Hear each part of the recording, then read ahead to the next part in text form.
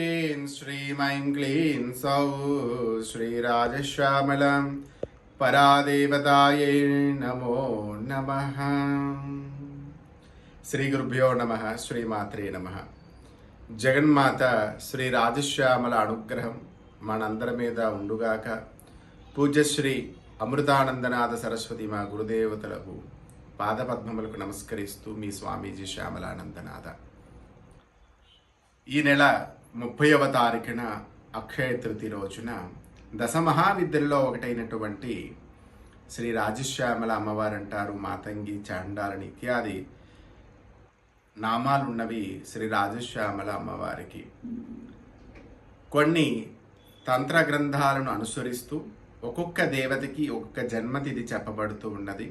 ఆ జన్మతిథియే శ్రీ రాజశ్యామల అమ్మవారికి అక్షయ తృతీయగా చెప్పబడుతూ ఉన్నది.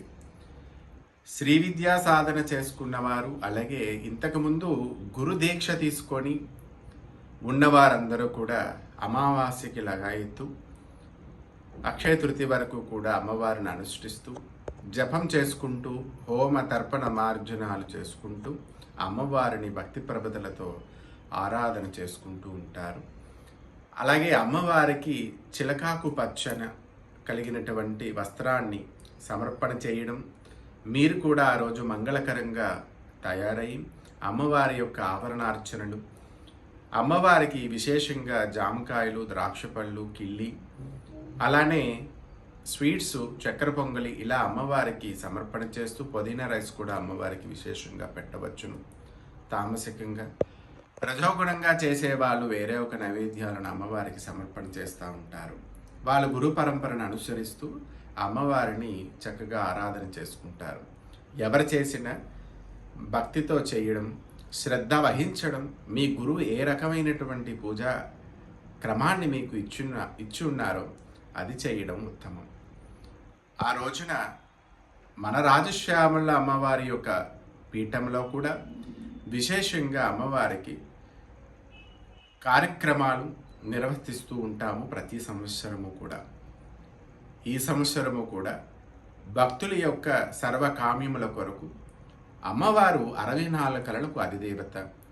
అంటే ప్రజలకి ఏ రకమైనటువంటి సమస్యలు ఉన్నాయో అందరికీ ఆరోగ్య సమస్య కానివ్వండి, డబ్బు సమస్య, ఉద్యోగ సమస్య, సంతాన సమస్య, వివాహ సమస్య, ఇలా ఒకటి కాదు అవన్నీ ఇచ్చేటటువంటిదే మహాశక్తి శ్రీ రాజశ్యామల అమ్మవారిని చెప్పబడుతూ ఉన్నది శ్రీ విద్య ఉపాసనలో. అందువలన ఎవరికైనా ఏ రకమైనటువంటి సమస్య ఉన్నా లేకపోయినా ఆనందం కోసం ఆ రోజున అమ్మవారిని భక్తి శ్రద్ధలతో ఆశ్రయించండి. ముందుగా మీ కులదేవతని, ఇష్టదేవతని ప్రార్థన చేసిన తర్వాతనే ఆ యొక్క రాజశ్యామల అమ్మవారి యొక్క అష్టోత్తరం కానీ లేదా సహస్రనామంతో కానీ పంచోపచారాలు లేదా షోడశ ఉపచారముల చేత అమ్మవారికి అర్చన చేసుకోవచ్చు. అమ్మవారికి వాసన కలిగినటువంటి పుష్పములు, సుగంధ పరిమళ కలిగినటువంటి మంగళకరమైనటువంటి వాతావరణం ఉంటే చాలు, అమ్మవారు అక్కడికి విచ్చేసి మీ పూజని చక్కగా అందుకుంటూ ఉంటారు. ఒకవేళ ఏమీ లేకపోయినా మీ దేవుడి మందిరంలోకి వెళ్ళి ఒక దీపం వెలిగించి అమ్మవారి ముందున మీకున్నటువంటి సమస్య ఏదైతే ఉందో అది చెప్పుకొని ప్రణమిల్లండి. అమ్మ అనుగ్రహం తప్పకుండా మీ అందరికీ దొరుకుతూ ఉంటుంది. తర్వాత ఆ రోజున అక్షయ తృతీయ అంటే ఆ రోజు ఏం చేసినా అక్షయం అవుతుంది కనుక ఇంతకుముందు చెప్పినట్లే జపాలు, హోమాలు చేయడం, అలాగే మీ గురువులకి కానీ, సద్బ్రాహ్మణులకి కానీ, పేదవారికి కానీ మీకు ఎవరికి వీలైతే వాళ్ళకి ఆ రోజున దానం చేయడం చాలా చాలా మంచిది. ఏం దానం చేయాలి అని అంటే ఉదక భాండారం అని చెప్పబడుతుంది. అంటే ఒక ఎర్రకుండలో చక్కగా నీళ్ళు నింపి అవి బ్రాహ్మణులకి దానం చేయడం, సౌంపాక దానం చేయడం, అలాగే గొడుగు, విసిరికర్ర, చెప్పులు. ఎందుకనంటే ఇతరులకి ఉపయోగపడేటటువంటి విధంగా ఉండేటటువంటి వస్తువులనన్నీ కూడా మనం దానం చేయవచ్చును. ఆ రోజు ఏం చేసినా అక్షయం అవుతుంది కనుక మీకు తోచిన విధంగా ఎవరికి తోస్తే వాళ్ళు ఆ యొక్క దానాన్ని ఆ రోజు చేయండి. చాలా మంచి ఫలితాన్ని ఇస్తుంది. కొనకూడనిది ఏమిటి అని అంటే బంగారాన్ని దయచేసి ఆ రోజు కొనండి. ఎందుకంటే కలిపురుషుణ్ణి తీసుకొని వచ్చి ఇంట్లో పెట్టుకున్నట్టు ఇంకా గొడవలు ఎక్కువగా అయిపోతూ ఉంటాయి ఇంట్లో. కనుక ఇంట్లో బంగారం కొనాలని ఎవరిని సతాయించకండి. ఆ తర్వాత కొన్ని రోజులు ఆగైనా కూడా మీరు బంగారాన్ని కొనుక్కోవచ్చు, తప్పు లేదు. చాలామంది వెర్రి వేళంగా ఆ రోజే కొనాలి అని చెప్పేసి ఇంట్లో రకరకాల గొడవలు పెడతా ఉంటారు.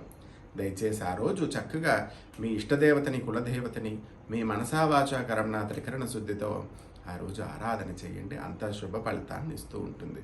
మూడవది, మన విశాఖపట్నంలో ఉన్నటువంటి శ్రీ వరాహ లక్ష్మీ నరసింహస్వామి వారి యొక్క నిజ రూపం దర్శనం ఇవ్వబోతూ ఉన్నారు భక్తులందరికీ కూడా. ఏడాదంతా కూడా స్వామివారు చందన రూపంగా మనందరికీ కూడా దర్శనమిస్తారు.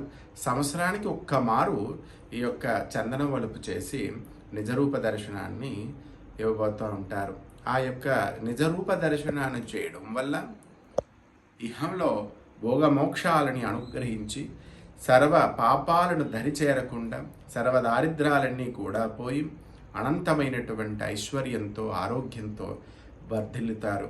కనుక మీరందరూ కూడా ఆ యొక్క రోజున అక్షయ తృతీయ రోజున మీరందరూ కూడా శుభంగా మంగళకరంగా ఉండి చక్కగా ఆరాధన చేసుకొని, అలాగే భక్తుల యొక్క కామ్యాల కొరకు మనం విశేషంగా అమ్మవారికి ఆ రోజు పూజాది కార్యక్రమాలన్నీ కూడా చేయబోతూ ఉన్నాము. 30వ తారీఖున ఎవరైనా భక్తులు మీ యొక్క గోత్రనామాలతో హోమం చేయించుకోవడానికి తగిన రుసుము చెల్లించి మీరు ఆ హోమానికి స్పాన్సర్ చేసుకున్నట్లయితే విశేషంగా మీ యొక్క గోత్రనామాలతో ఆ రోజంతా కూడా పూజాది కార్యక్రమాలు చేసి అమ్మ ఆశీస్సులను మీకు అందజేయబడుతూ ఉన్నది.